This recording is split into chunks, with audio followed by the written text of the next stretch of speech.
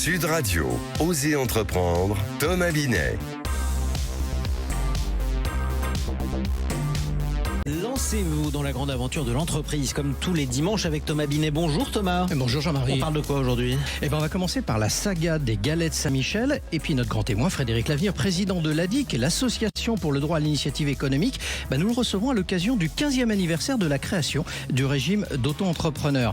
Et puis dernière chronique, lutter contre le présentéisme et l'absentéisme. Quelles sont les causes et les solutions à ces fléaux qui touchent les entreprises ? Eh bien, on va en parler. Mais avant ça, on commence en partenariat, comme chaque dimanche, avec le magazine Entreprendre, à plonger dans l'histoire gourmande d'une marque française qui est assez connue, qui est emblématique. C'est un peu, une galette de Proust, on va le dire comme ça. Ce sont les galettes Saint-Michel. Thomas, comment tout a commencé pour cette entreprise normande ? Jean-Marie, tout débute en 1905 dans un petit village de la baie du Mont-Saint-Michel. Un boulanger du nom de Joseph Grélier crée une recette simple mais savoureuse, une galette dorée au beurre. Il la nomme la galette de Saint-Michel. En hommage à sa région, il commence par la vendre à ses clients locaux, mais rapidement, elle fait parler d'elle au-delà du village. Les touristes de passage en raffolent et en quelques années, la galette devient incontournable. Allez, qu'est-ce qui fait le succès de cette petite galette ? L'histoire de son succès repose sur plusieurs ingrédients clés. D'abord, la qualité des matières premières. Joseph Grélier a utilisé exclusivement du beurre et des œufs de ferme, des produits locaux.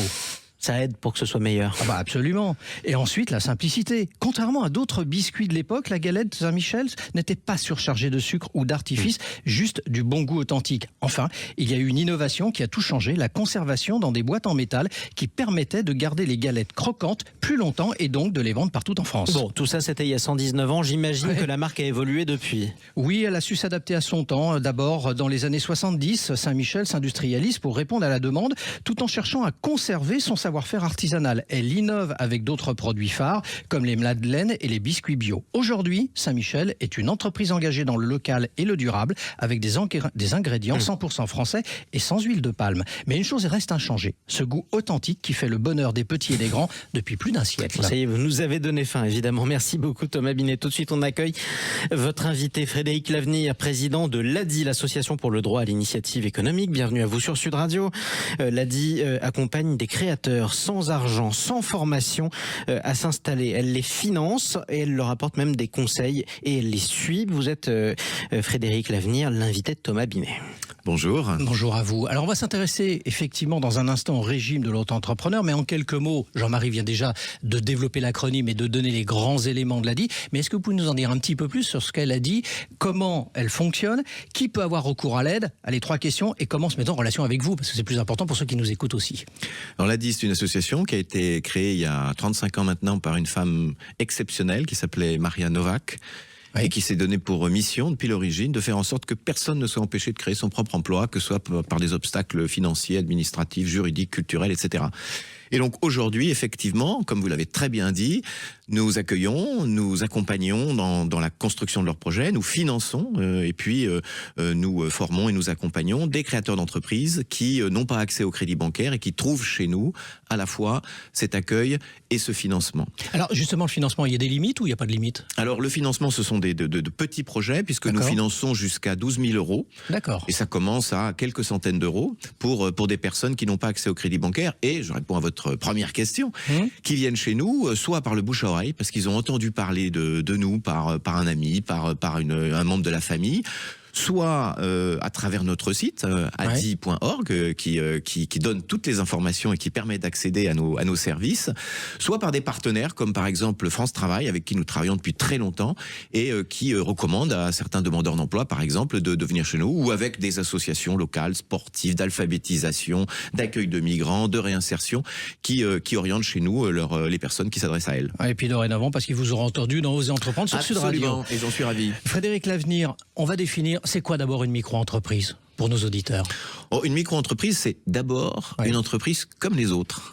C'est un projet, c'est une personne, un homme ou une femme qui a une idée, un rêve, une envie, un savoir-faire et qui crée son activité et qui la crée. Alors c'est ça la micro-entreprise, sous un régime particulier qui a été créé il y a maintenant 15 ans. C'est pour ça qu'on est ici aujourd'hui. Tout à fait. Et qui a comme caractéristique d'être ultra simple, c'est-à-dire qu'on s'y matricule et que ensuite les charges administratives sont vraiment réduites au minimum, ce qui permet de créer son activité de manière rapide, simple, et pour des gens qui n'ont pas de connaissances particulières. Oui, ce qu'il faut dire, c'est qu'il n'y a pas de statut juridique style SARL, SAS ou toute autre forme juridique. C'est très simple. Voilà. Ça avait été créé par Hervé Novelli, l'ancien ministre. On est d'accord. Tout à fait. Mais il y a des plafonds en revanche à respecter sur tant la vente de marchandises que la prestation de services en fonction de l'activité que l'on adopte.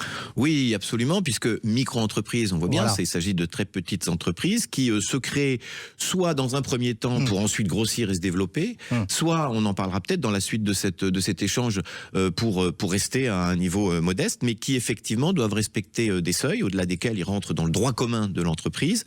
Et ces seuils sont différents selon qu'on est en prestation de service, c'est-à-dire qu'on vend simplement son savoir-faire et son activité, où là il y a un seuil de 77 700 €, qui est un seuil, on ne sait pas pourquoi c'est pas 80 000, mais enfin c'est ça. Soit ça c'est pour la prestation de service. Pour la prestation de service et pour la vente de marchandises, c'est-à-dire le commerce, quand vous achetez pour revendre, un seuil qui est plus élevé, qui est de 188 700 €, puisque évidemment le chiffre d'affaires inclut la valeur des marchandises achetées pour revente. Alors, il y a eu plus d'1 million d'entreprises créées en 2023, et le chiffre quand même est assez frappant. Parmi ce million, il y a 60% qui sont des auto-entrepreneurs. Donc on est bien conscient que ce qui était une idée il y a 15 ans est devenu majoritaire en France. C'est devenu, je dirais presque une habitude de tous les Français, ou presque, connaissent la micro-entreprise. Tout le monde a dans sa famille, parmi ses amis, ses connaissances, quelqu'un qui est micro-entrepreneur. Quelquefois on ne le sait pas, mais c'est précisément la simplicité de création qui ouvre la porte de la création d'entreprise à des personnes qui autrement et autrefois n'auraient pas créé leur activité. Ça aurait été bien dommage. Et il y a un tiers quand même, donnons des chiffres, c'est important pour ceux qui nous écoutent, qui découvrent ce statut, il y a un tiers des micro-entrepreneurs qui sont également des salariés, donc ils font ça en plus de leur travail principal. Oui. Pour quelle motivation d'après vous ? On appelle ça des slasheurs. Je vais juste me permettre de vous reprendre un tout petit peu, une fois n'est pas coutume.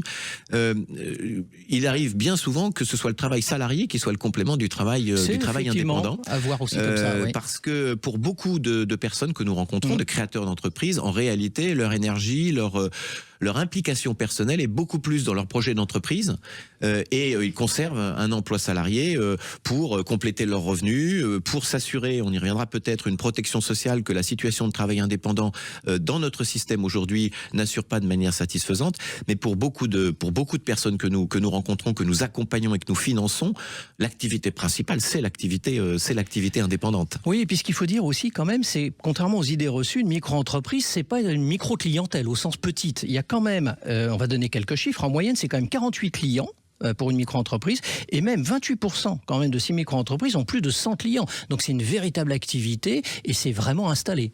Mais complètement. D'ailleurs, parmi les créations d'entreprises, beaucoup sont des commerces, par exemple. Quand vous ouvrez une boutique ou quand vous avez un stand sur un étal sur un marché, les clients qui passent sont vos clients, et effectivement, ils peuvent être plusieurs dizaines, plusieurs centaines, absolument. Et on va parler aussi des secteurs d'activité pour en terminer notre échange de ce dimanche matin. 28% sont les prestataires de services, 19% c'est du commerce sédentaire et 10% du commerce ambulant. Donc on voit que ça se répartit assez intelligemment, en fait, d'ailleurs à l'image peut-être du business traditionnel. Mais oui, il y a une diversité incroyable, et les quelques catégories que vous donnez, parce qu'on n'a pas le temps de rentrer dans le détail, ne sont qu'un échantillon. Il y a des agriculteurs, il y a des artisans, et à l'intérieur de chacune de ces catégories, une multiplicité d'idées, au-delà même de ce que tous les deux aujourd'hui, même en une heure, on pourrait imaginer, tellement c'est varié, tellement c'est créatif, et tellement c'est admirable, parce qu'au fond, ce que ça provoque, tout ça, c'est beaucoup d'enthousiasme et beaucoup de reconnaissance à ces gens qui créent de la valeur dans les territoires, pour améliorer la vie de chacun et pas seulement leur propre vie.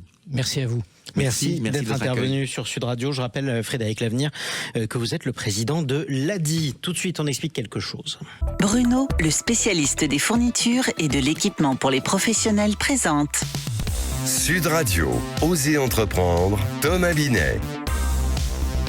Alors aujourd'hui, on va parler des deux fléaux qui touchent de nombreuses entreprises, le présentéisme et l'absentéisme. Comment les identifier, comment les combattre avec Thomas. Alors Thomas, pourquoi ces deux phénomènes sont si répandus ? Eh bien Jean-Marie, le présentéisme et l'absentéisme sont deux faces d'une même pièce, le mal-être au travail. L'absentéisme, c'est le symptôme le plus visible évidemment, avec des salariés qui s'absentent régulièrement. Les causes peuvent être variées, le stress, la surcharge de travail ou encore des problèmes de santé. D'un autre côté, le présentéisme est plus insidieux. Le salarié est physiquement présent, mais son esprit l'esprit, lui, est ailleurs. On reste tard au bureau pour faire bonne figure, mais sans réelle productivité. Cela peut être dû à un manque de motivation, un management mal adapté ou simplement l'impression de devoir être visible pour être valorisé. Alors si je comprends bien, ces comportements traduisent aussi un problème de fond. On a des solutions ou pas? Oui, tout commence par la qualité de vie au travail. Les managers jouent un rôle clé évidemment dans cette situation. Il faut d'abord favoriser un climat de confiance et d'écoute, des entretiens réguliers, non seulement sur la performance, mais aussi sur le bien-être, permettant d'identifier des signes avant-coureurs. Ensuite, l'équilibre entre vie professionnelle et personnelle est crucial. Encourager des horaires flexibles, promouvoir le télétravail quand c'est possible, et même si la tendance d'ailleurs est à reconsidérer la question, et valoriser les résultats plus que la présence physique, ça changera tout. Il ne faut pas non plus négliger la formation des managers pour détecter et prévenir ces situations. Bon, en gros, c'est un changement de culture qu'il faut. Oui, complètement. En mettant en place d'abord des solutions adaptées, on peut lutter contre ces fléaux. C'est gagnant-gagnant pour l'entreprise, mais aussi pour les salariés qui retrouvent un véritable équilibre entre la vie privée et la vie professionnelle et par conséquence une meilleure productivité. Bon, écoutez, merci pour ces conseils. Thomas Binet, restez dans les parages. On vous retrouve dans un instant. Maintenant qu'on a entrepris, on va investir dans les forêts. À tout de suite. Sud Radio, Osez entreprendre, Thomas Binet.